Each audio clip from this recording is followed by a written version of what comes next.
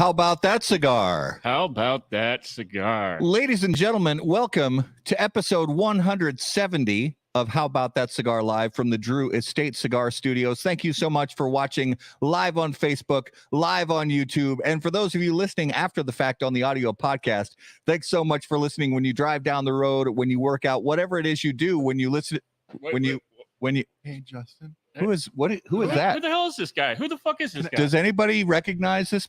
There's some stranger in our studio here. Does anybody my seat back? Anybody know who this person? What do you want? Can I sit? That used to be my seat. That used to be your seat. Oh my God, it's Garrett. Ladies and gentlemen, Jeez, Garrett. I don't know. I guess we can give this guy a seat back. God.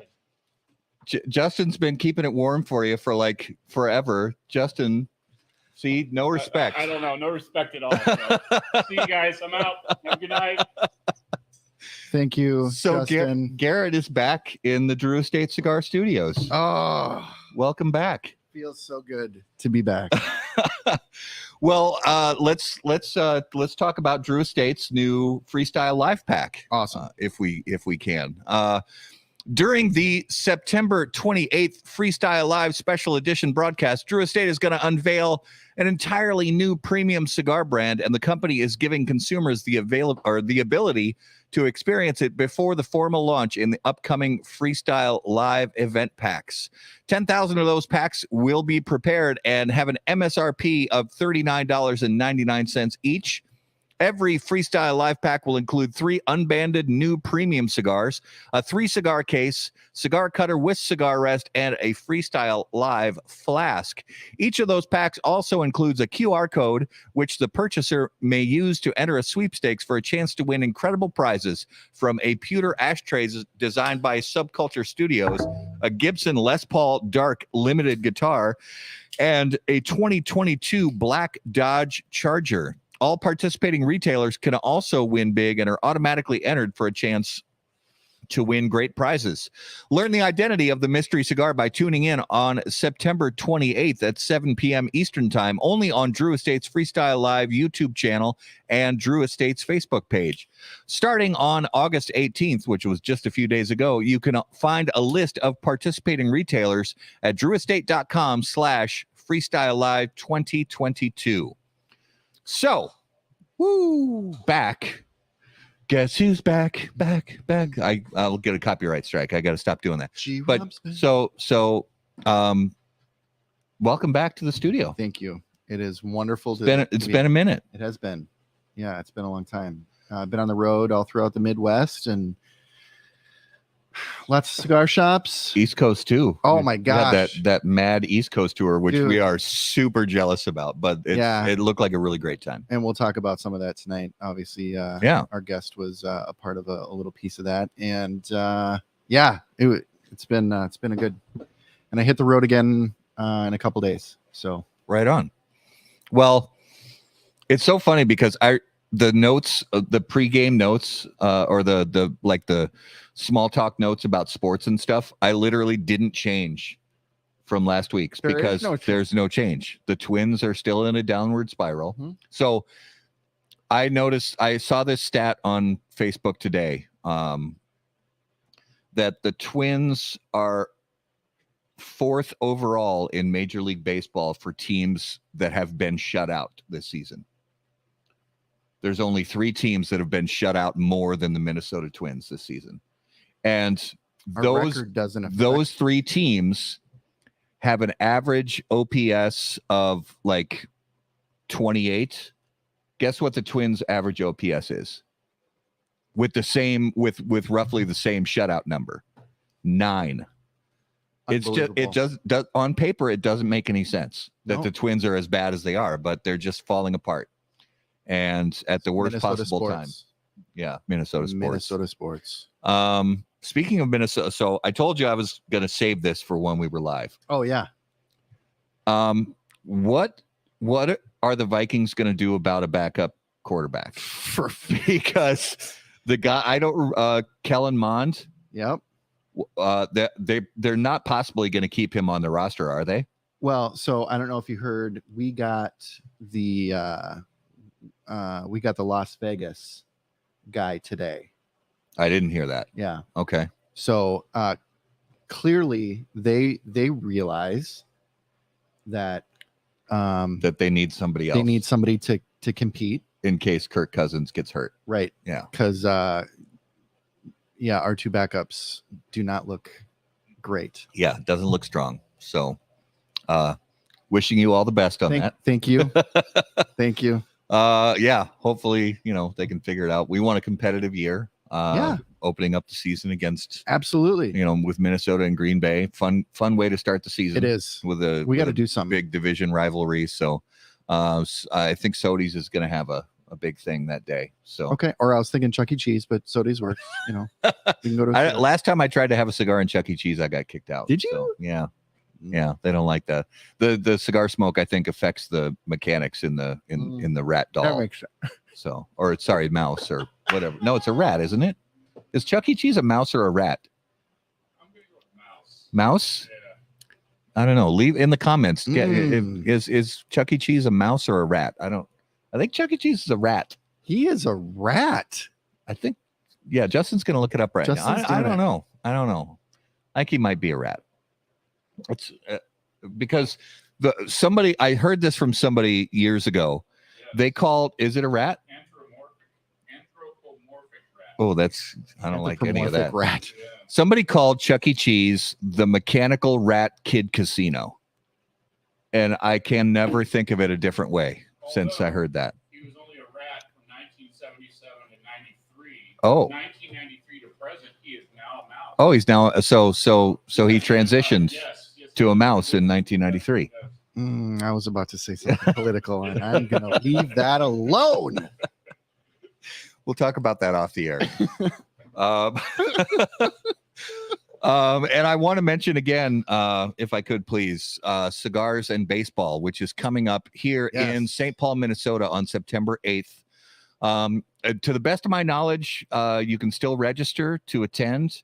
All the information is on the website, cigarsandbaseball.com, but it's a great local event at CHS Field in St. Paul, a great baseball field with a beautiful pavilion area, concourse area that's covered, and tons of great cigar manufacturers there, local restaurants with their fantastic foods, local breweries, local distilleries.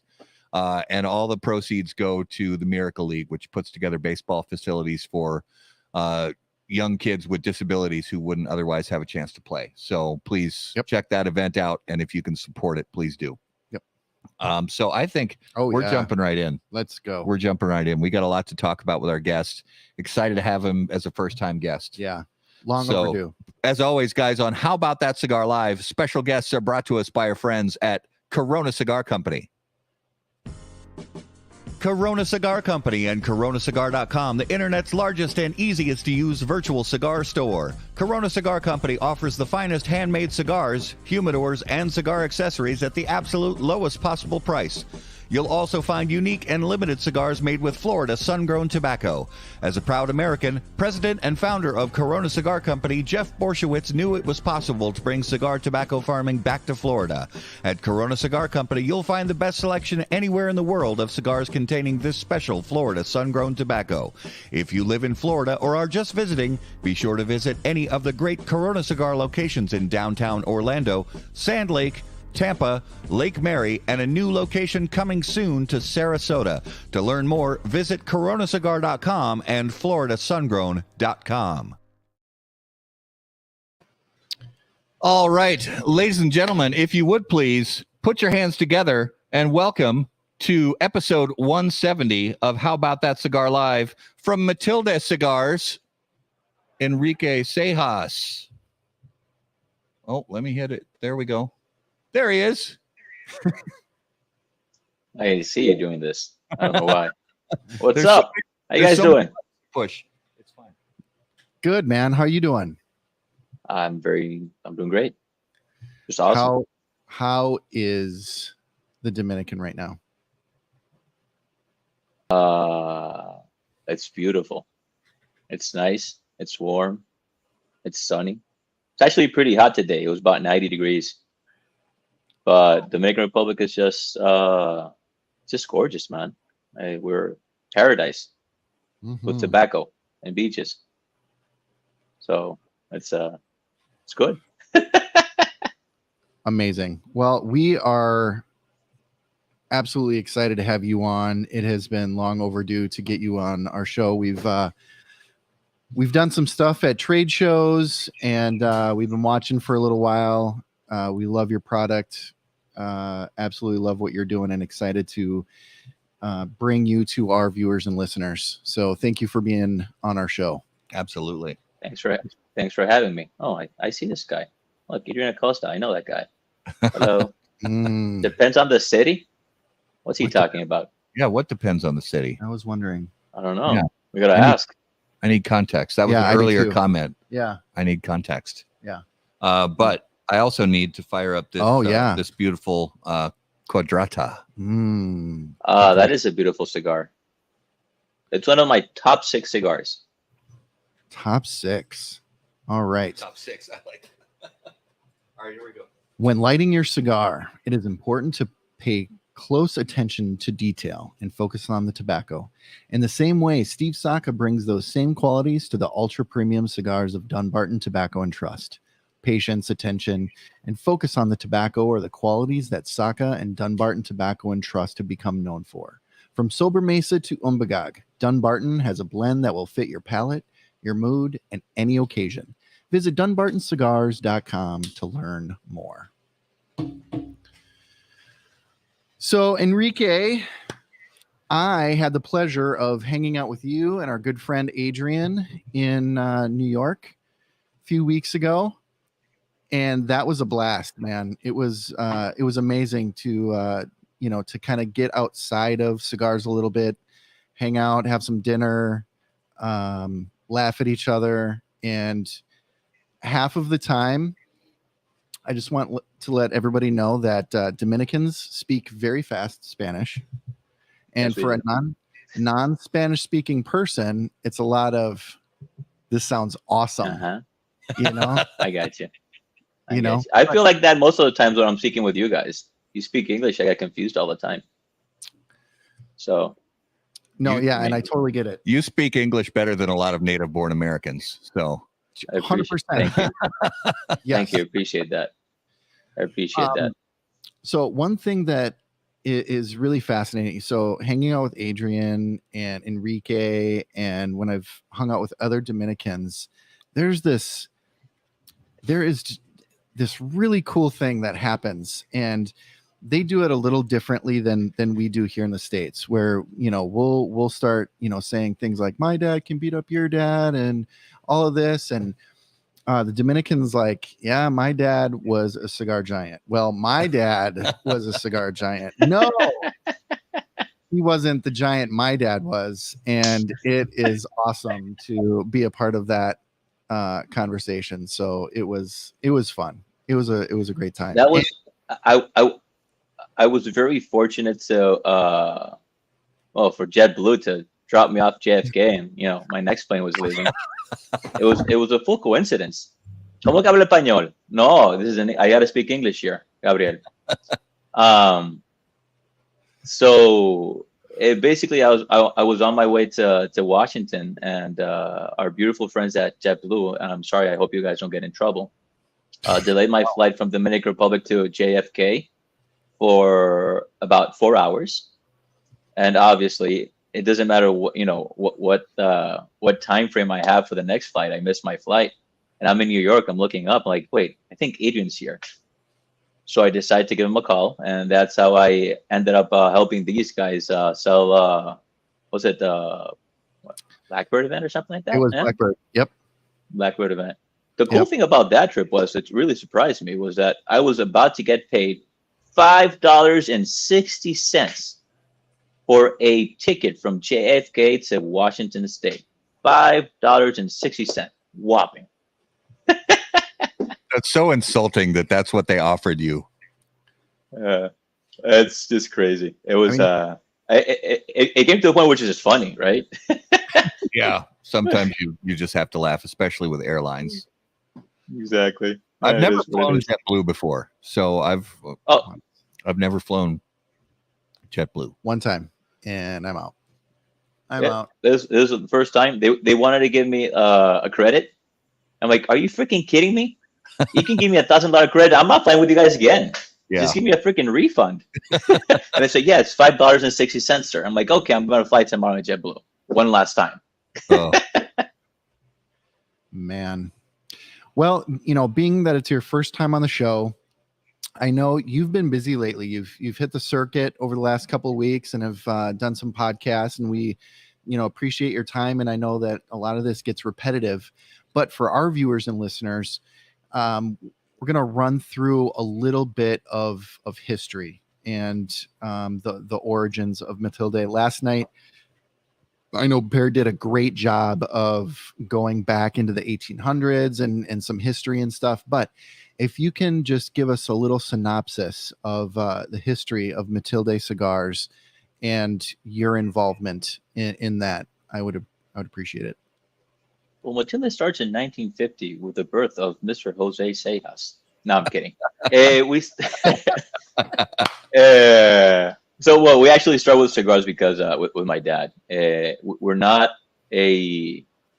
fifth generation cigar makers. I'm second generation, and my dad started in the cigar industry. A sheer coincidence. He was an industrial engineer, graduated from college, and got hired at Consolidated Cigar Corporation's facility. It was a sorting facility in La Romana, our hometown. And he was basically in charge of the engineering department for there. They used to bring all the Connecticut, the broadleaf, and they used to sort, strip, and do the processing in the Dominican Republic, obviously because of labor, where we were located in the free zone. So he did that for a couple of years, and then he had the opportunity to be transferred to the Canary Islands to work with Tabacalera Insular. So my mother, my sister, and him, they left. I think it was 78 or something like that, and they were there for about 3 years, and that's where he got immersed into actual cigar manufacturing. It came to a point where that whole company got brought back to La Romana, and he worked his way up to being the VP of operations and master blender. This company is Tabacalera de Garcia. So I guess for those who love or hate anything that came from Maltese from 1984 till his retirement in 2011, my dad was directing the production and blending for all those cigars that came out of there. I started working with him at Tabacalera de Garcia, and about 2.5 years later, he decides that he wants to retire from corporate.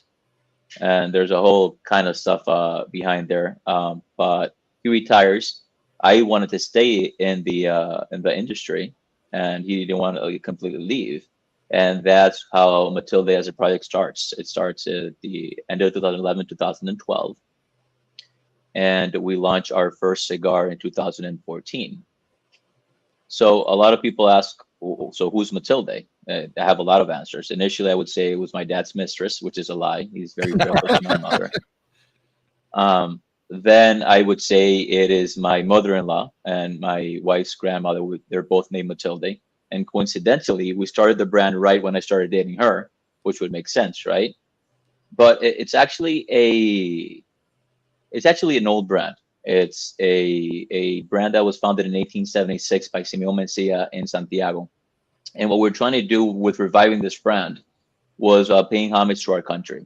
Unfortunately, we couldn't use at that time. We couldn't use our last name for other reasons. There's Seijas Signature Cigars, Mi Dominicana by Jose Seijas. We didn't own that trademark, and we couldn't pay homage to our name, our family name. So we were Dominican. We are Dominican. We work with Dominican tobacco, and we manufacture our cigars in Dominican Republic. And we thought it'd be really cool to revive something with Dominican roots. So Matilde started 1876. It ceased existing. I think it was 1913, 1917, something like that. And we revived it in 2014 with our first cigar, which is Matilde Renacer. For us and for my dad, it has different meanings. The name Renacer, and all our line sections, they have a meaning behind it. It's kind of a descriptor of the brand or that position that we were at. Renacer means rebirth. So we believed it was a very suitable a name for the first cigar for two reasons. It was the rebirth of Matilde that we revived after being dormant for almost 100 years, right? And it was also the rebirth of my dad. My dad worked in corporate his whole life. He managed anywhere between 2,000 to 5,000 employees. He made anywhere between 10 million to 50 million cigars, depending on the year. And he had 12 managers. I mean, it was a huge company, and there's huge inventories. There's just huge everything. I used to call Tabacalera Garcia industrialized art because my dad is an industrial engineer. He wanted to keep the essence and the art, but they had all kinds of small trinkets that they would develop. For example, they have pneumatic presses instead of having the wheel presses, because he figured that it would be more accurate to have a pneumatic press that would press at X PCI for X amount of minutes, and then you can turn it around. That way, the cigar buncher could make their cigars and not have to think about having to turn anything around, right? Just an alarm. And so he went from there, from this big corporation with unlimited funds, to start and working with us, a family business, a small business. He was working with when we started our factory, it was 20 people. And instead of having to convey his ideas and what he wanted to do through a manager to a supervisor to a grower, he was conveying his ideas to me, and we were conveying together the ideas to the people that were making cigars with us. So it was a rebirth of him in that way. He didn't have unlimited resources of tobacco. It was a smaller company. It was just a very different way of manufacturing, making cigars. So that Renacer had two meanings for us. It had our family meaning, and also had the meaning of Matilde. It was the rebirth of Matilde. We were fortunate enough to get that year, being that with the Renacer Corona, which is a beautiful smoke, we were in the top 25 of Cigar Aficionado. Was our first beautiful, great hit cigar. So it was hit the ground running, right? Then we moved into developing other lines. One of the things that we've always wanted to do or tried to do with Matilde is keep it simple, right? Our branding is very simple. You can distinguish a Matilde in any humidor. If you like one Matilde, you'll know what the other Matilde is, because we simply change our rings and the color of the rings with the name, right? And the ring has the color of the box. So it's very uniform. We wanted to keep our core blends. So my dad's always been a faithful believer of consistency, and in order to keep that consistency, you have to have core blends. So we kept our portfolio very small. At the maturity of our core blends, we have 4, which is what we do right now: the Renacer, the Serena, the Oscura, and the Cuadrata. And we just want to use the best tobaccos that we could, tobaccos that my dad maybe couldn't use when he was working with Tabacalera. Because if you think about it, a factory that big, or a company that big, a limited edition cigar, you're talking about hundreds of thousands of cigars, because it's global, it's huge. And sometimes there were tobaccos that maybe he wanted to use and couldn't use just because there wasn't enough production. And that's one of the cool things that he had with Matilde. He was able to use a lot of stuff that he wasn't using in Tabacalera. So that's how Matilde comes along. We started a small factory, and then we figured out that we wanted to focus more on the blending side and the commercialization side. And in my dad's case, what we did was that we started working with Tabacalera Palma, Hochi Blanco, in Santiago. So we moved our core production to Santiago. Hochi has beautiful values as a person, as a cigar maker. His factory has a lot of backtrack, or I would say peregrine, right? And not only that, he's one of the largest tobacco growers in the Dominican Republic privately. So with that, we had that inventory of tobacco, of aged tobacco that we needed and we were looking for, to keep that consistency within our blends year after year, which is what my dad was used to doing. And that's how Matilde came along. That makes sense? No, that's absolutely beautiful. So over this last week, I've discovered that we have a lot more in common than just cigars. We actually both turned down multi-million-dollar modeling careers, which you know, I did. I know I do. I mean, yeah, I was offered to model in Paris once, but anyways, yeah. look at that body. Look at that body. Yeah. For Garrett, it was hand modeling. Hand modeling. Shh, no, we don't need to. Or foot modeling, maybe. I don't know. Yeah. I too was a lover of skateboarding back in my day, and competed. And I understand that you spent some time skateboarding as well. Snowboarding, amazingly enough. Oh, snowboarding? Yeah. What about rollerblading? Yes, rollerblading. I did rollerblade. That was our pastime. Actually, as kids, we grew up in we're very family oriented, and we grew up in a very tight family. So, and in Romana, we grew up in that same area. We were a group of about 20 cousins, and we had a group that just rollerbladed every day. So yeah, we did rollerblading. My favorite sport is snowboarding, ironically enough, coming from Caribbean. And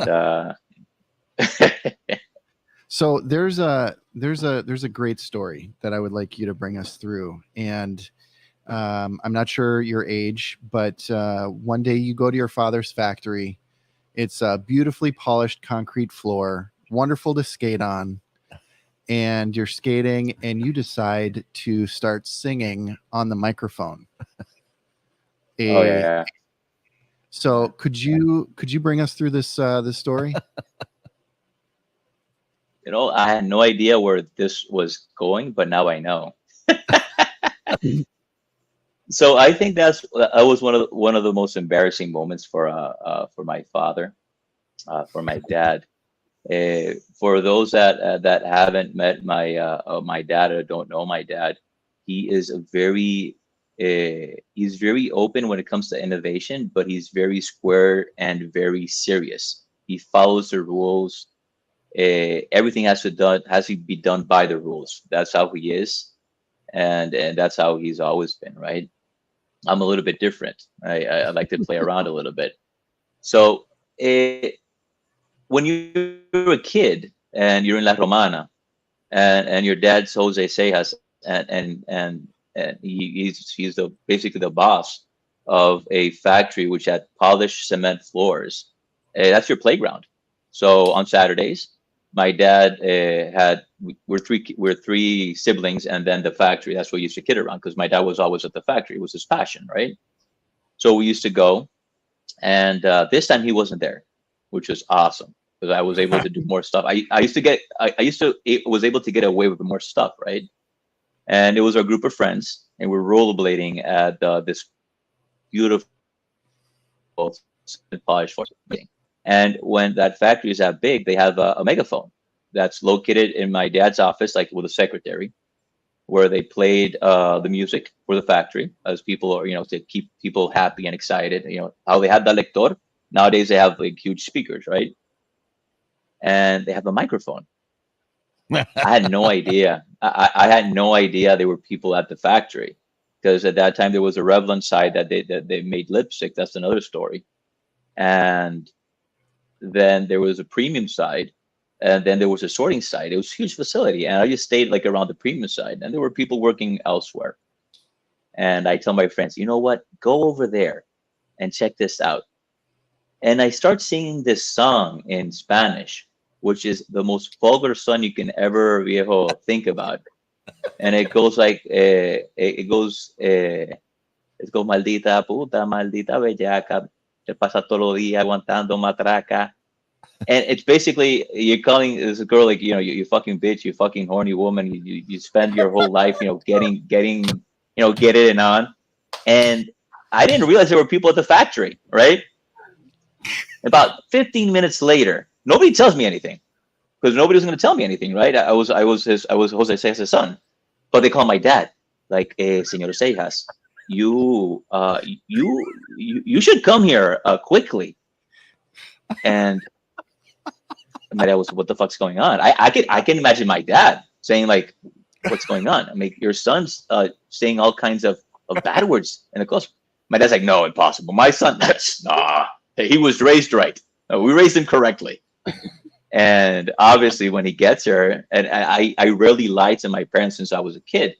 And he's like, well, Enrique, were you doing this? I'm like, yeah, I didn't.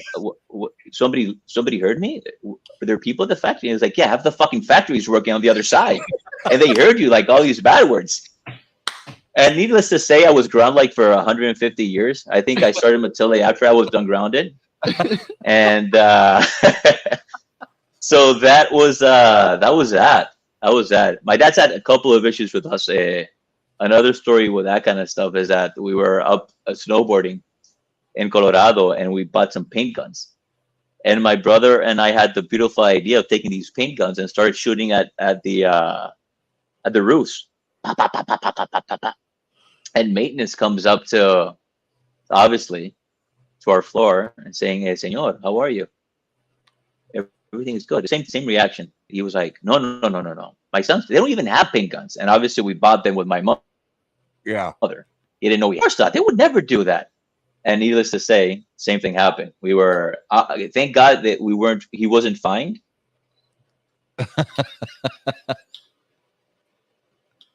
Oh man. Well, and of course, the connection, sometimes the internet and the because it snowed that same day, so all the paint came up. Yeah, this sometimes you have that. You just gotta roll with the punches here, Enrique. If you can hear me, your internet's cutting in and out. But now you're back. I think you're back now. It's good now. I'm back. So I have a question because growing up where your dad is in the cigar business, it's very often that young men, when they grow up, they see what their dad is doing for a living, or maybe their older brothers sometimes. Let's say their dad is a firefighter and they say, I want to be a firefighter, or they say dad is a lawyer, I want to be a lawyer, or something like that. And did you always grow up knowing that you were going to be in the cigar business, or did you have other aspirations, but something deep, like passionately inside, drew you to the premium cigar business? My aspirations were winning the lottery and just relaxing in a boat in the Dominican Republic. Just yes, those were my aspirations. Unfortunately, I'm not that lucky, so I had to work. You know what? No, I loved. I can't say like since I was a kid, I say I'm going to be a cigar maker. I love cigars. I grew around them. I slept in tobacco bales in the cold room. As you know, Dominican Republic is hot, and there were cold rooms at about 50 degrees to keep the wrapper and the tobaccos, at point. And so I loved it. What really started attracting me into the industry wasn't even at that point cigars. It was my dad. My dad is a person that I admire greatly. I mean, when I say greatly, it's like I just can't really explain it, and it's the way that he works, and the way that he was passionate about what he did, and that really drew me into cigars and getting to learn more about cigars, and that's why I wanted to work with him. I guess if my dad was working, in a car factory, I'd be a car manufacturer. Maybe I'd be the next Elon Musk, right? But it was that, and my dad. He's a great cigar maker. He's an amazing blender. But he's a great person and a great boss. We come from a family of politicians, and my grandfather was always been a person of the people, and he was a dentist. He was a politician, and my uncle was a politician as well in La Romana. So we've always been around people. And my dad was the only one that actually went corporate, and he was in a position where he could help, and he did help. He helped a lot of people, and he always looked after his employees to points where he wouldn't take a raise because his employees wouldn't get a raise. And he was a team player. He was like, yo, these guys are the people helping me make the cigars. If they can't get something, I don't deserve it either. And those values, those convictions, that passion that my dad, that I grew up looking at my dad just being him, was what actually drew me into working with him. Obviously, then you get older, you start looking at the industry. Oh, this is pretty cool. And there's things that you see, things that you don't see. Coming from corporate, coming from such a big company, there was things that I just didn't see that I would experience as a small business and manufacturer. But one thing is true. This is a people's business, and it's a people's business from the people that make the cigars, which the bunches and the rollers are the heart of the industry, to the consumers, which are also the heart of the industry. Because I love my cigars, but I don't want to make cigars for myself. I want you guys to smoke it. Because if not, who's paying the bills? Who's paying the school for Gonzalo and all that shit, right? But it was that's what actually drew me into the cigar industry was my father, my dad. Yeah. Nice. I love that. What was the first experience that you had sitting down and lighting up a premium cigar? Good or bad? I mean, even if it wasn't necessarily the best experience. So as I said, I was kind of mischievous when I was a kid, and my dad's is what do you call it? He's hard on rules. So I wasn't allowed to smoke. Like when I was 15, I wasn't allowed to smoke cigars. 16, I wasn't allowed to smoke cigars. But we did. My dad had humidors in the house, and I didn't smoke them constantly. But when we were friends and stuff like that, I took a couple of cigars and we smoked them, passed them around. When I started smoking cigars, actually, like with my dad, I was about 16, I think, and I was smoking cigarettes. 98 was George, so I was thinking 15 or 16. Hurricane George went through our hometown, and we started smoking cigarettes. When he finds out, first of all, he has a meltdown. Because why the hell is his son smoking cigarettes? Yeah. And he's like, if you're going to smoke cigars, right? And I started smoking cigars. But my first cigars, they weren't great experiences. They were just, fucking around with friends and stuff like that. And then, after I was older, I started smoking cigars. I smoked a lot of, obviously, everything I smoked at that time was from Altadis in a different way. I was spoiled in a way where I had an aging room with 6 million cigars in there, and there was always a lens with aged tobacco. So what I would do is we'd go like, "Can you print out that sheet that you guys have?" Because everything was very controlled, and there was always batches of 1,000 cigars, 2,000 cigars that were just there left over for years because at that massive amount of cigars, it wasn't that much. So I was like, I like to say a signature blend. So let me see what's out there that just there. I used to take these cigars that 3-4 years old, aged. But when I started smoking, my first cigar, like the cigars I smoked a lot, were the HL Vintage Cameroon, which had beautiful sweetness to it. Beautiful medium strength, just a lot of flavor to it. I liked very much. And then there were a few cigars that I enjoyed that weren't in the American market, and I just found I didn't know about it because I smoked from the factory. Don Diego Aniversario was a beautiful smoke that I enjoyed when I was younger. And then I gravitated more towards that time was Monte Cristo Platinum. I smoked a lot of my dad's blends. So the Seijas Signature, the Mi Dominicana by Jose Seijas, which were beautiful blends. And that's how we started. But my first experience with cigars, it wasn't my dad. I basically, took a couple of and went on. I don't really remember what they were. We were just kids like fooling around. But yeah, I would just smoke a lot of vintage Cameroons when I was able to smoke in front of my dad. Nice. I used to love that vintage Cameroon. Oh yeah, I did too. Love it. Another great thing that I've learned about hanging out with Dominicans is the men are so proud of their family and their children. I remember, shortly after I met and started hanging out with Adrian on my trip to New York, and we're learning about each other's family, he's bringing out his phone, showing me his kids, video of his kids. And I was like, well, hey, and that's something most American men don't do. Right. And I was like, well, it's just Adrian. He's proud of his family.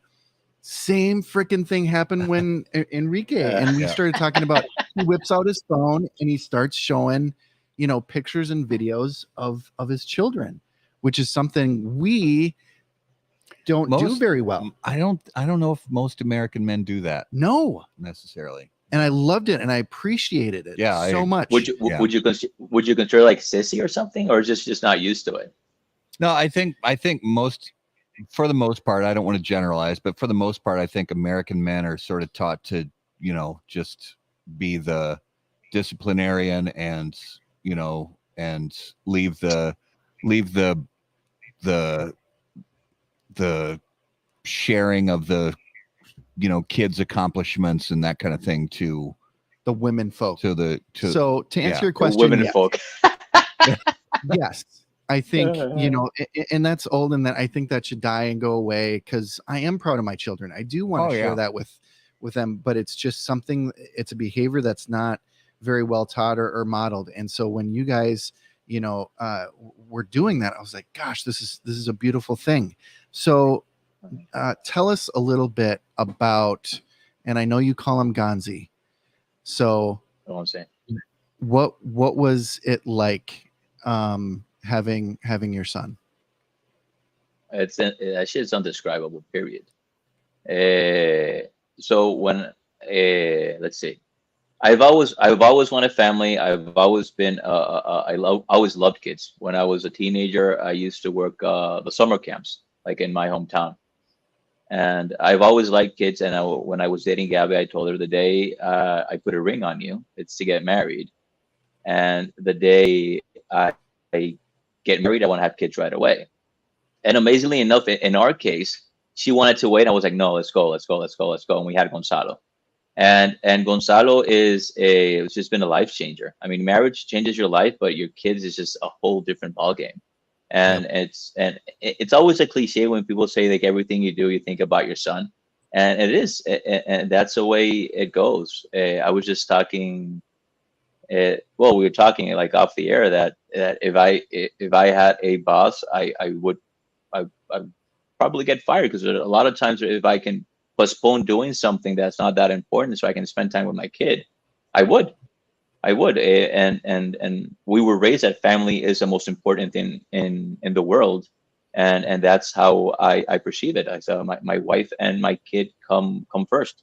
That's the reason I live in the city, because my wife and my kid were more comfortable here while I'm traveling. And so it's just undescribable, honestly. Sometimes I want to kill him, but I want to love him at the same time. I want to smack him, but I want to hug him. Yes. It's just mixed feelings all the time, constantly. Like we were saying that I went to sleep yesterday at 2 and he woke me up at 6. I wanted to kill him, but I hugged him and played with him. Well, what else can you do? Right. Yeah. We talked a little bit about this on our trip, where, a lot of people will, stupid Americans will ask, do they have electricity in the Dominican, or, all the silly questions. So here's my silly question. When your wife is giving birth, is it, are you able to be in a delivery room? Do you cut the cord? Do you do all that? Is it similar to what we have here in the States, to your understanding? No, we actually have doulas. No, I'm kidding. Yeah, we did. I mean, you laugh, but it's true. I went to. I was fortunate enough that my parents were able to send me abroad to study, do my university degrees and masters, and I was in a pretty good school. I was in Rochester, RIT, Rochester Institute of Technology, and people were supposed to be very smart. But I had people asking me if we had cars in the Dominican Republic. And my answer obviously was like, of course we don't. I took my 2 fucking dolphins and went across the sea, because we don't have any freaking planes. So that's why I usually answer like that. I was just kidding around. No, but I was, my wife had a C-section. And And I was there. And I had a camera, which I still have. And I told Bear this yesterday. I know exactly the second, the hour, minute, second my son was born, because as my kid was being taken out of my wife, I had a burst shot. So I literally have the pictures of my son going. Yeah. So yeah, I was there. I was able to cut the cord. It was the first child I carried all my life. I've always loved kids, but I like them when they don't break. So I have an older sister and an older brother, and they both had kids before I did. I didn't carry or I didn't hold any of my nieces up until they were like 2. I was like, nope, if they fall, they break, they're not mine. I don't want to have that responsibility. Oh, really? See, But that's my interesting kid, because I love babies. Oh my gosh! So when friends and I mean we're older now and our kids are older, but when we have friends who have babies, and if the day ever comes that I have grandchildren, oh, good luck to my kids ever getting those kids back, because I love holding babies. Yep. I absolutely love it. To me, it's one of the great joys of life. And I don't, even if it's just a close friend who just had a baby, I'm in there like, could I please, I wash my hands. Could I please hold your baby? I just love holding babies. There's something special about it. I'm completely the opposite. And I thought it would change after I had Gonzalo, but still. My friends have babies. Like, can you please hold him? Like, well, okay, but I don't want to.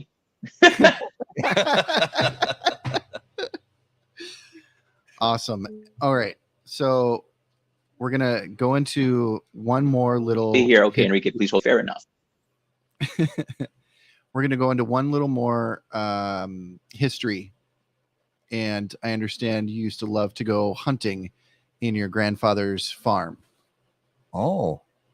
I'm jealous already. I know. I think we have to wait for the internet connection to catch up. So we'll just wait for the hamster to take a drink of water and make its way around the wheel. And there we go. And now we're back. There you're back. So I don't know if you heard. We're gonna go down one more rabbit hole of your childhood history. And you used to love to go hunting on your grandfather's farm. You basically took all that information I gave you, right? And you're just throwing it out there. I did. I did. My grandfather had a farm, and my uncle, Tio Chino, gifted us a shotgun, a 410 gauge, when I was about 12. My brother was about 13. So we used to go every Saturday. It was obligatory. Even if you didn't want to go, either me or my brother or both of us had to go with my grandfather to the farm. And basically, he used to hand us a shotgun. Hey kids, here's a shotgun. Here's your 10 rounds each, and go have fun. Go shoot rolones or petigres.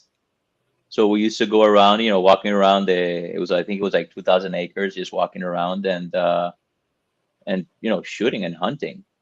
But pigeons we were doves, taught, for those who don't speak Spanish, pigeons and doves. But we were we were taught that, and that's one of the things, we were mischievous, but we weren't stupid, right? And we're taught, you walk around with your gun pointing out, you don't shoot when people are in front of you. And we kept the rules, because even though you do stupid shit, you know what kills and what doesn't kill. At least hey, we did. So yeah, that was our Saturdays. And then I had a pellet, .22 gauge, like those air rifles. Oh, and yeah. I used to we had a huge mango tree in our backyard, and I used to miss my bus to the school all the time, because I was there, killing the carpenters, the carpintero, woodpeckers. Oh, yeah. And we used to go around with our pellet guns all over our neighborhood, just shooting stuff. It was a good childhood. I mean, we had a very cool childhood. Very fortunate, honestly. All right, now let's dive into this beautiful array of cigars that we have. Oh yeah, absolutely. I don't even think we talked about what we're smoking. Well, I mentioned during the toast cam that I'm smoking the Quadrata. Yep, I am also smoking the Quadrata. Enrique, what are you smoking? I'm smoking the limited exposure number 1, the second batch that we released now at BCA. Yeah. It's take us through that blend, because that's definitely the new. So take us through that blend. Yeah, it is a new. So basically, with limited exposure series, what we created. So we talked about our cores, and our cores, you're always going to keep that consistency. They're produced constantly, right? So with the limited exposures, at the maturity of the project, it's going to be a series of blends that are going to be batch produced in smaller quantities and distributed across our retailers, across our distributors worldwide. But it's only going to be that batch production at that point. We named it limited exposure because it's not something that's a limited edition. It's not, that blend will come out again. So it's a rotation program. So we start with limited exposure number 1, so blend number 1. Then we develop blend number 2. And then we go back into blend number 1. So it's always going to be available at some point within a lapse of a year or 18 months. And that's the idea behind it. It's a very nimble project. I was looking for a different way where we could play with limited stuff or have that limited feel. But at the same time, we can give our retailers and our consumers the confidence of, oh, it's a cigar that we already know. It's a cigar that we tried. It's just not there available all the time. So when we have that second batch, or that third or fourth or fifth batch, that retailer that already carries it or carried it because they sold out, it would say, oh yeah, I remember the limited exposure number 1. I love it. And the lapse of time would be enough where hopefully where the consumers that loved it are going to be excited to seeing it again. So it's having that time frame where the consumer is looking forward or excited to that next production, but does not forget it. And that's what we're working right now. This is a very new project for us. We've been working with it a year and a half. So right now we went with limited exposure number 1 in Toro, the number 2 in Toro. We circled back and did the number 1 in Toro and Lonsdale. And then we're going to start, we already produced the number 2, and we have a few different sizes. And those are aging in the aging room. And those will be released at the beginning of next year, right? So for me, this was a different style of project because it's something that we didn't do before. So it's been very interesting. With the limited exposure number 1, it's medium in strength. It's very Dominican heavy. We usually, for our core lines, we have a combination of Dominican and Nicaraguan, usually around 70% Dominican, 30% Nicaraguan or something else. And with the Dominican limited exposure, we did full Dominican. So the binder's Dominican, we have 3 Dominican fillers. We have HVA, we have Piloto and Corojo. And the only thing that's not from the Dominican Republic is a wrapper, which is a San Andrean wrapper. Beautiful sweetness to it, starts with nice little pepper, but beautiful straight, medium bodied, just with a lot of rich flavors to it. And that's what we want to do with the limited exposures, having in that medium body, well aged. So all our cigars that we produce or we put out there, they're going to be at least 6-7 months aged before, like in the aging room before. And that's our new project. That's what we've been doing with the rotation production. And that obviously is made at Tabacalera Isla. So all our core lines are manufactured with Hochi at Tabacalera Palma. And when Ostos opened Tabacalera Isla, and it just, when it just clicked, like this project that I've been thinking about doing would be perfect because there's very small productions, or they're batch productions.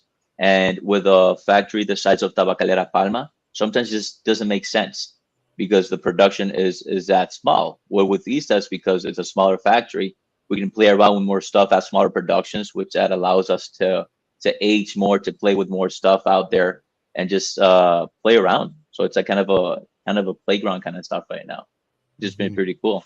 And it's awesome because we've been dormant in releasing new stuff for a while. So this is the first time that we have started releasing new stuff. So if you were let's say you're at an in-store event featuring your brands and getting to meet some new consumers, things like that, and you've got, a handful of consumers coming in to this shop who haven't had a chance to try your product yet. Where do you go in the conversation with the consumers when they say, I haven't tried your stuff yet? What do you recommend? What are the questions that you try to get to the bottom of which one of your blends is going to be one that's really going to hit the right point for that smoker? The first thing you say, you haven't smoked a Matilde, you have been living your life. That's the first thing I'll tell them, obviously, because I mean they've been deprived of beautiful smokes, right? Now, fucking great question. Thank you, Brandon. No, basically, when you see new people, the first thing I ask, because we developed Matilde in a way where we have the Serena, which is a mild to medium cigar. We have the Renacer, which is a medium in strength, full flavored. And then we have the Quadrata and the Oscuro, which are both medium plus with different profiles, right? So usually the first thing I ask is, so what do you like? What do you smoke? Or you full body, what are you looking for? That would be my first question. And then you just go, so you like pepper or do you like sweetness? Do you have a wrapper that you like particularly? I mean, a lot of people say, I only like Maduros, I only smoke Maduros. The sizes that they like. And usually with Matilde, there's a smoke for any profile. One thing that we don't have is super strong, like powerhouses, but we have cigars from mild to medium full with a lot of flavor. So we're always able to find something in our portfolio for the consumer. Yeah. But I mean, a lot of people ask about food, about drinks. I go straight to, if you're a consumer, you smoke cigars, what is it that you like? What is it that you're looking for at this time? Yeah. Well, and I'll say the first time I smoked this cigar, the Quadrata, was a few years ago. And I get the same feeling from the cigar now, and bravo on the pairing suggestion for the Dalmore 12-year Scotch with this cigar. It's a really nice pairing. But the thing I really enjoy about this cigar is, and you're totally right, it's in that medium plus kind of place. That's where I would put it too. And there's tons of richness and boldness on the palate, but I'm a big retrohaler. I love to push the smoke back out through my nose and get more out of it that way. But the retrohale, as much boldness as there is and richness as there is on the blend that I taste on the palate, through the nose, it is super smooth. And I always appreciate that in a cigar, a retrohale that isn't painful.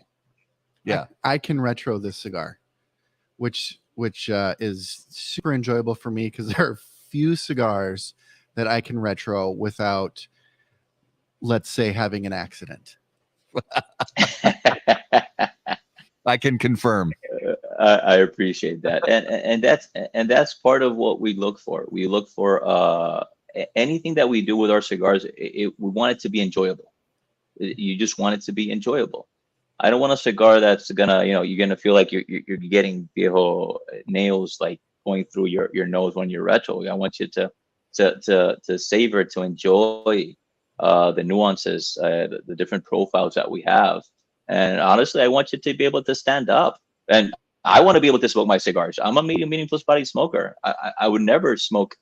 I would enjoy it, but there's few like super strong cigars that I enjoy. I look for the flavor more than strength. Honestly, flavor is king, and that's what we tried to achieve with Matilde. Obviously, we try to use the best tobacco out there. Tobacco is always aged, and we give a little bit more time to our cigars and the humor, trying to get that same reaction that you guys are doing. So it's awesome that you're getting it, because great feedback is, I mean, I've always said constructive feedback is king, because that's the way you get better. But then that kind of feedback is a feedback that you love hearing too, because it means like, shit, at least I'm doing something right, you know? Yeah. Yeah. So is it? I think so. Is it time? Oh, it's time. It is now time for this week's Numero de los Muertos. And as always, Numero de los Muertos is brought to us by our friends at Smoke Inn.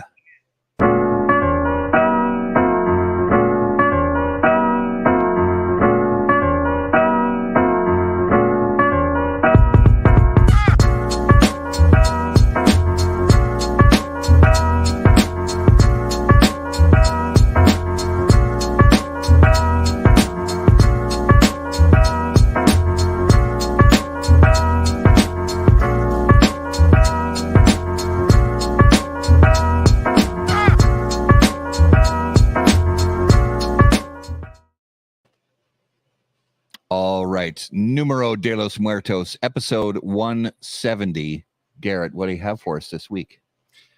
So this week, I'm trying to wipe the smile off my face because this is usually, a funnier bit, but today will actually come with a PSA at the end.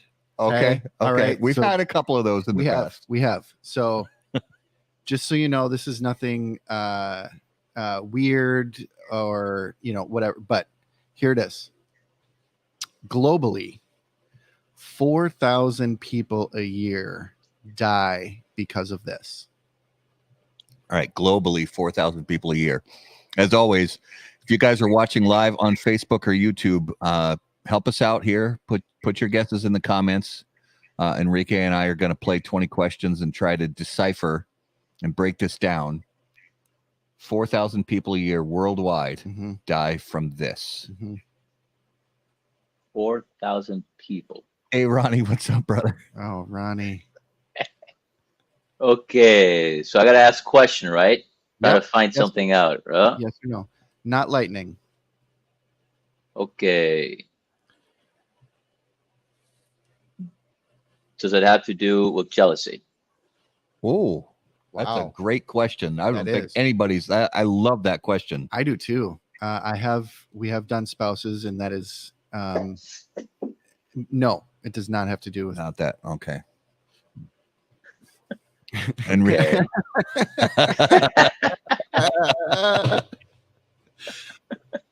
All right. Is it some kind of a disease? It is not. It is not.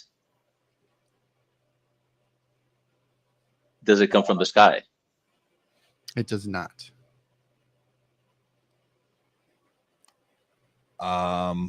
Land or water? Yes. Both. Okay. Are vehicles involved? Yes. Vehicles are involved, but it's land or water. That's yes. the thing. What vehicle can go on land or water? Well, it's not the same vehicle. But it's not the same vehicle. Oh, it's not the same vehicle. Oh shit. Does it have to do? What does it have to do with fixing a vehicle? No. No. That's a really good line of thinking. I like it, but no, that's not where we're going. Land. Falling off a cliff? No, sir. Not falling off a cliff. Okay. Because that could be land or water, but there's a vehicle involved, remember. Does it have to do with a plane? It can, but not usually. The fuck? Does it have anything to do with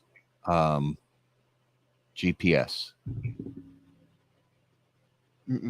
Okay. I was just thinking if somebody gets I see what you're saying. Bad GPS navigation and they're staring at the screen instead of actually looking out the windshield. Yeah. They drive into a brick wall or something. Good one.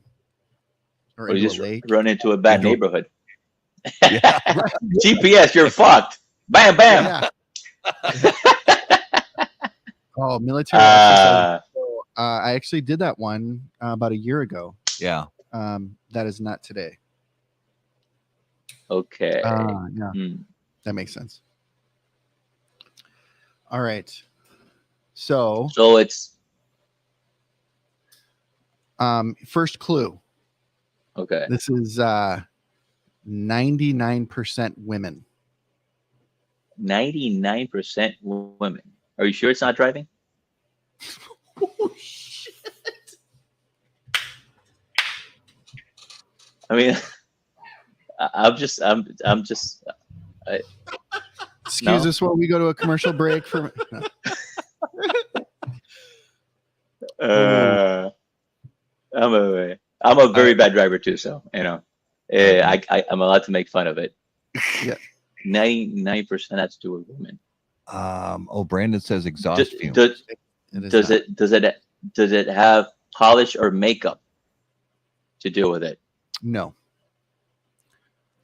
Ooh. Childbirth? Wow. That's good. Ronnie. No. Great Childbirth. imagination, bro. Wow. Yeah. That's deep track Whoa. right there. It is deep track. I I know. like that. All right. More clues. Okay. This is more sinister in nature. Can you just like text me something? I can answer. No. Mm-hmm. Mm-hmm. No. Is it No. is it 99% woman. purposely like driving their car in, crashing into their boyfriend's car or something to get back at him or something like that? No. That's jealousy. That's jealousy. Oh, that No, would be yeah, that that would would be be jealousy. jealousy. Sex. It is not sex. It's not sex. I did that a while No. ago. You did that. You did that did on that the while show. driving, or you I did did. the I time? did sex on the show.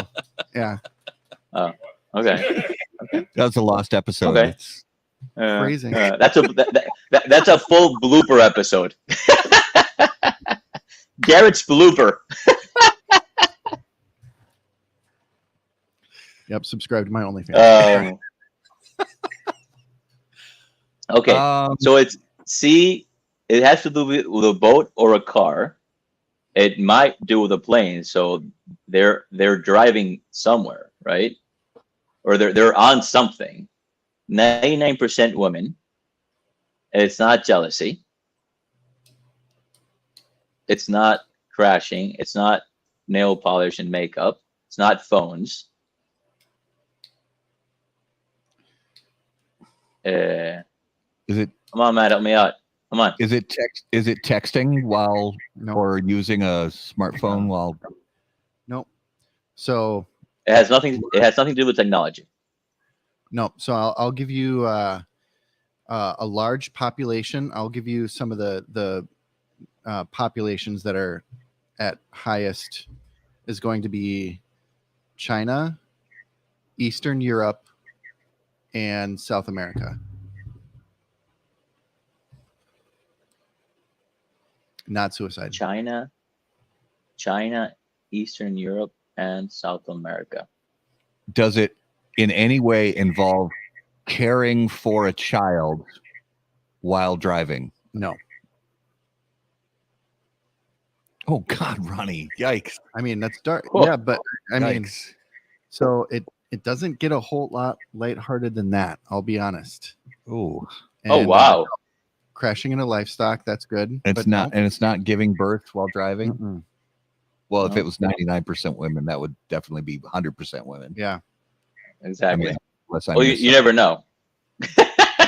You got that. What was the movie? With Arnold Schwarzenegger? He had a kid. Oh, Robert De Niro. twins. What was that movie? Twins. Yeah. No, No, it wasn't that was Danny Twins. Was DeVito. it? No. Danny No. DeVito? Dying No, Woman. it was like he got pregnant. He was like a doctor. But anyways, we're getting off the topic. I don't remember that. This is a really tough one. Yeah. Junior. Junior. Junior. There we go. Junior. Good Google, Brandon. Good Google. Sleeping in a car. Is he No. sleeping? Not sleeping in a car. So you Are they consuming something in a car? No. Or in the vehicle? Nope. does it have anything to do with makeup? No. Enrique went there already. Okay. All right. So these individuals are usually found in shipyards. Oh no.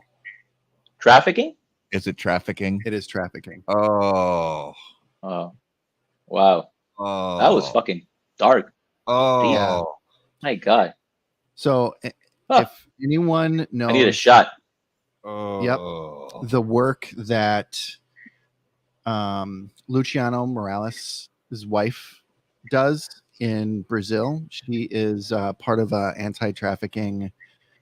She works, for anti-trafficking in Brazil, and she's the one that kind of inspired me to look into this a little bit. And the fact that 4,000 a year die just in transit to the end location. Wow.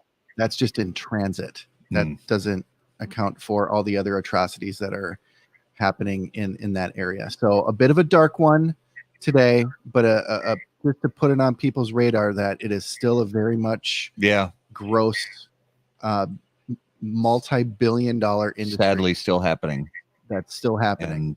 And I mean, I don't want to be like, you said there was going to be a PSA, and I mean, you've heard it said a lot of times in a lot of places, but if you see something, say something. Yeah, I know it sounds trite, but it's really true. Just if you see anything, and we've all seen the videos on YouTube about things to look for and that kind of thing. Just oh man, it's a real thing, and it's kind of heavy, but it's a real thing, and we want to. Every once in a while, I'll bring something real out to bring us back into the reality a little bit. It's something you were out for 17 weeks, so you had to bring something deep. That's right. I mean, that's right. Yeah, that's crazy. Yeah. That's really crazy. Huh. Yep. It's what I've been lost in translation for a while now. What is PSA? Public service announcement. Gotcha. Yep. Yeah. Okay. So, and kudos to the Morales family and for bringing awareness and putting resources behind fighting this, because the more that we can do to combat this, hopefully we can keep some people safer. Yeah. So yeah. Yep. Well, that was this week's Numero de los Muertos. All right, so let's lighten things up a little bit. We shall. Please. And Enrique, since this is your first time on the show, we're going back to some of the OG lightning round questions for you. So if you could hear, and lightning round, as always, is brought to us by our friends at J.C. Newman Cigar Company. They are America's oldest family-owned premium cigar maker, creators of the popular Brick House, Perla Del Mar, Diamond Crown, The American. J.C. Newman Cigar Company operates out of their 112-year-old El Reloj cigar factory in historic Cigar City, Tampa, Florida. For more information on their cigars or the visitor experience, please visit jcnewman.com. All right, Enrique, if you could hear the thoughts of one living person for 10 minutes, who would it be and why?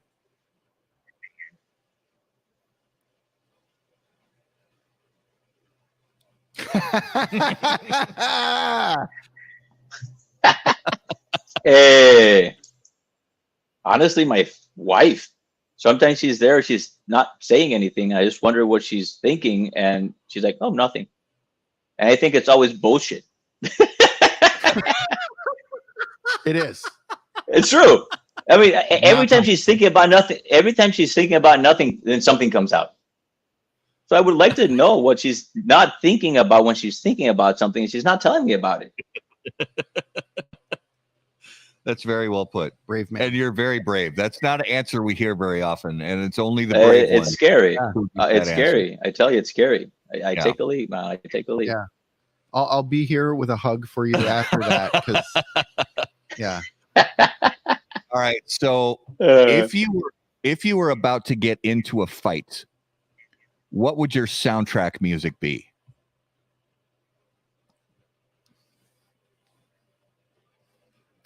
And frozen. Oh, the internet is that. We'll give it a second here because this one we gotta hear the answer to this, and I'm getting ashes all over the place. That's usually my job. Yeah, I'm a mess tonight. We'll wait for the internet. It's okay. Yeah, it'll happen. It's just internet. It's fine. It's fine. Everything's fine. Everything's fine. This is fine. I'm not crying. After that numero de los muertos, Yeah, no I'm kidding. like over here in the corner in the fetal position, like weeping, waiting for the Sarah McLachlan music to come Oh yeah, on. absolutely. Not good, Dude, bro. I Dude, know. that was like Heavy. yikes. Heavy. We are full Frozen mode right We now. are full frozen mode. I want to start singing songs from Frozen, but that'll get us another copyright strike. Just saying songs from Frozen might get us a copyright strike. I don't know. So Justin, what would your fight song be? Oh, he's back. He's back. What is up? There we go. Did you hear the question? Yes, I did. I was just thinking about it, and I've been in 2 fights in my whole life, and I've gotten a beating both times. So I would say it would be something like one of those, the soundtracks that they use on the silent movies, like those funny things when people are just like jumping around and you hit stuff like that. That kind of shit. I love it. But yeah.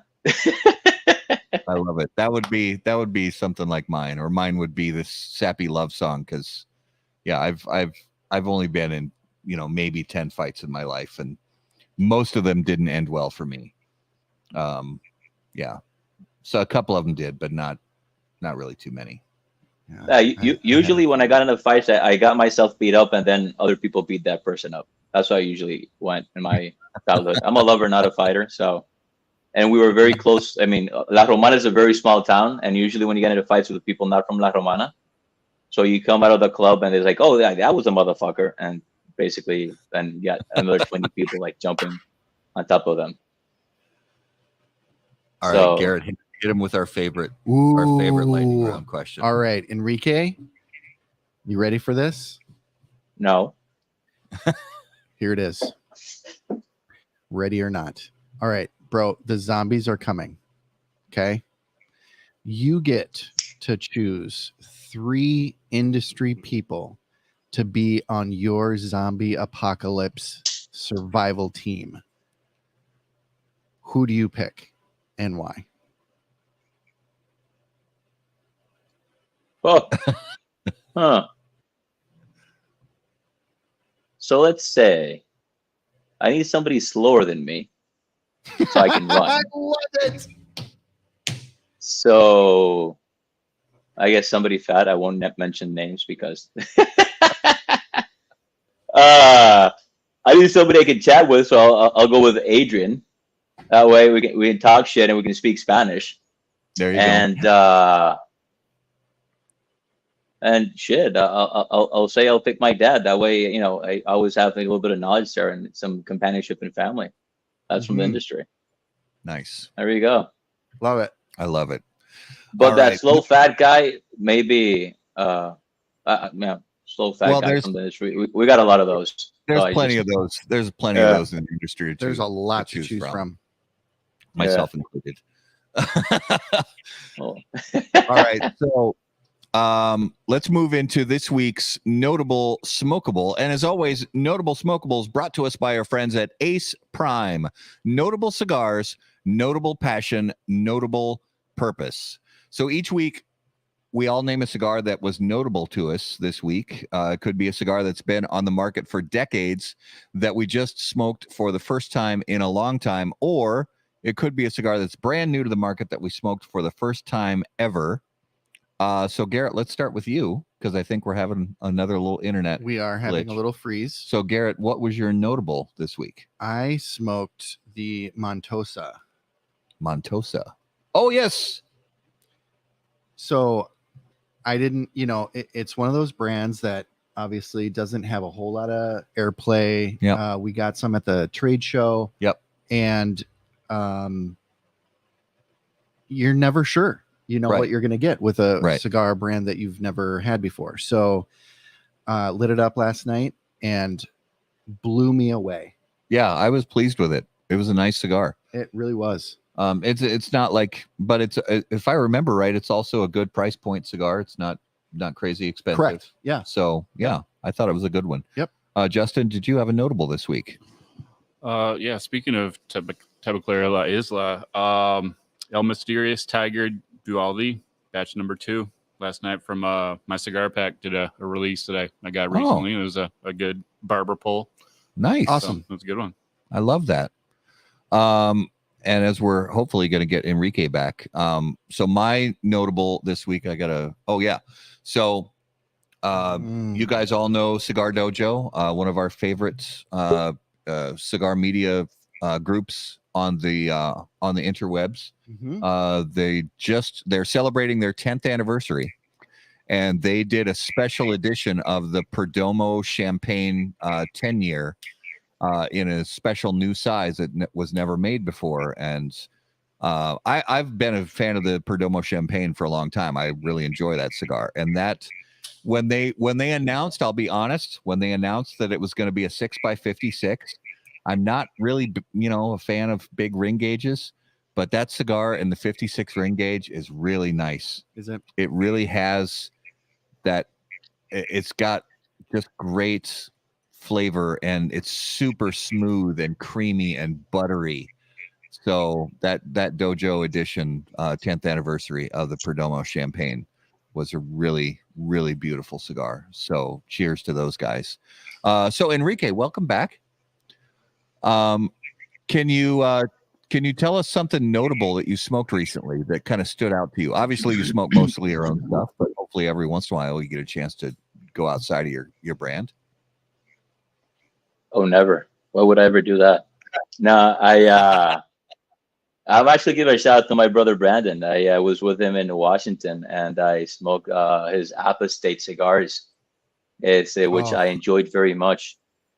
Just such a smooth, clean smoke, a lot of flavor into it, very creamy. I think it was the blue label, which I forget the name, but that cigar was a beautiful smoke that I enjoyed. Same thing comes from Tabacalera Palma. I think he has a very well aged tobacco there. It's just smooth, beautiful smoke. Yeah, very cool. Well, it's interesting you mentioned that. We have info about that coming up actually in just a second. And this is where we talk about coming attractions on How About That Cigar Live. So coming attractions brought to us by our friends at AJ Fernandez. They now produce unparalleled premium cigars in Esteli, Nicaragua. The AJ Fernandez portfolio of cigars provides a blend, strength, and flavor profile to match the preferences of any premium cigar consumer. Whether it's New World, Dias de Gloria, San Latano, Enclave, or Bellas Artes, you are sure to be satisfied with a premium cigar from AJ Fernandez. So next week's show on the 29th is to be announced. We're working on that. And then on Labor Day, which is the 5th of September, we're not going to have a show because that's a holiday here in the States. So no show on the 5th of September. But on the 12th of September, we have Brandon, and I feel like such a jerk. I don't recall the other gentleman's name, from Apostate Cigars that are going to be here on How About That Cigar Live. And then the following Monday, which is going to be the 19th of September, very, very excited to have Mr. George Brightman. And we'll go into, he has a very long history in the cigar business. Yep. And a legend most people haven't heard of. Yeah, that's a great way to put it. He's a legend that most people haven't heard of before. And we're going to learn a lot from him while he's on the show, and buckle in, because most likely that's going to be a long show. So everybody have your beverages and your bathroom breaks planned out ahead of time. Yep. So we're excited to have George on the show on the 19th. So Enrique, if you would please tell our viewers and listeners, where's the best place for them to keep up with everything going on with Matilde Cigars? You can check our Instagram and our website. Instagram is Matilde Cigars. Facebook is Matilde Cigars. And our website is www.matildecigars.com. You'll get all the information that you need over there. Fantastic. Well, Awesome. Enrique, brother, we are so grateful that we finally had you on the show. And we look forward to having you on again. We look forward to seeing you again one of these days in person. And best of luck with the rest of 2022, and best of luck with the brand. And just thank you so much, brother. Thank you for having me. It's been a great pleasure, and it's been an awesome evening, man. Fantastic. We'll see you guys soon for sure. Yes. Absolutely. Stick with us in the green room after we go off the air. So for our viewers and listeners, guys, thank you so much for being the best part of How About That Cigar Live. We're so grateful that you watched us live on YouTube and Facebook.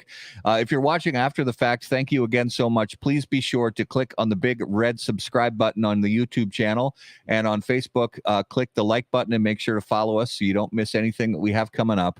If you're listening on the audio podcast, thanks again so much. Give us a quick rating on whichever audio podcast platform you listen on, and follow us on all social media at HBT Cigar. If you have questions for us, you can email us on the website howaboutthatcigar.com. And of course, until we see you next time, burn cigars, Not bridges.